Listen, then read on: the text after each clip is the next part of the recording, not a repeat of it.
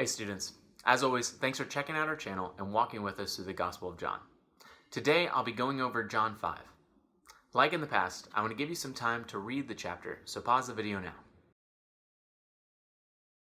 Awesome. Last video, we discussed how Jesus met the Samaritan woman. We gave some background to the story and the history of why this is such a unique and important interaction. Today we're going over John 5, which opens with the story of the healing at the pool of Bethesda. Chapters 5 through 10 are known as the festival cycle. This is because each of the stories that follow are centered around a Hebrew festival. Chapter 5 starts out with the phrase that there's a feast of the Jews, which scholars say references one of the largest Jewish celebrations known as the Feast of Tabernacles.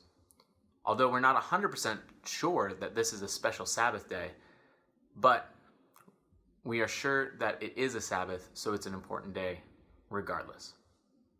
The story shows a man who has been unable to walk for 38 years. Verse 6 says, "When Jesus saw him laying there and knew that he had already been there a long time, he said to him, 'Do you want to be healed?' Jesus asks this man if he wants to be healed, and most of us would even question why Jesus would ask that and say, of course he does. However, how many times have you been hurt or needed something, but you'd rather look to do it yourself or just suffer? Jesus knew what the man would answer, and how he'd humbly say that he is unable to get into the pool himself. But for us today, if you're struggling with something, I would ask you the question, do you want to be healed? If you do, Jesus can give you hope, whether it's in this life or in eternity.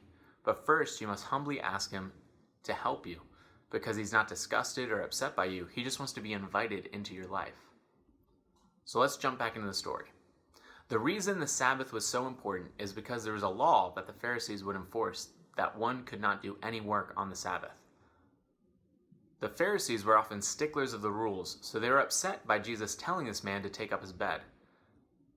The people began to persecute Jesus because he was not following the law as they interpreted it.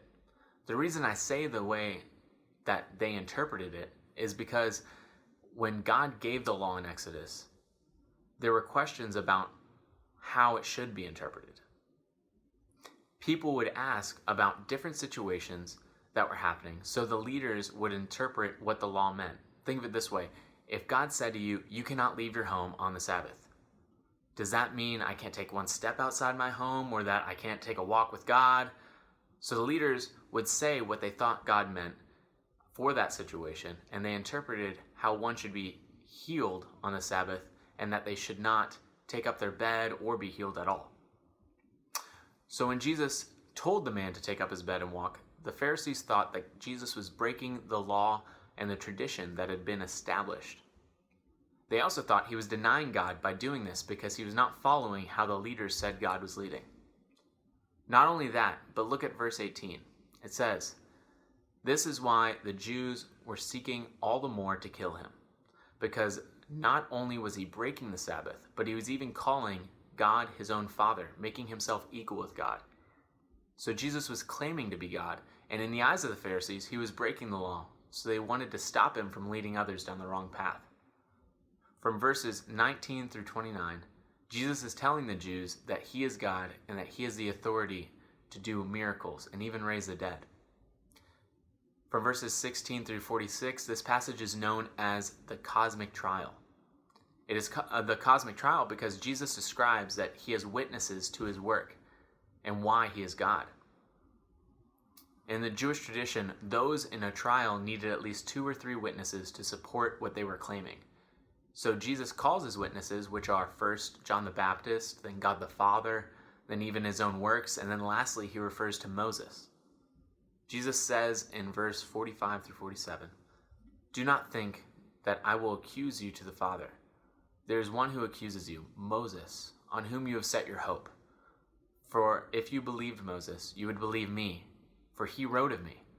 But if you do not believe his writings, how will you believe my words?"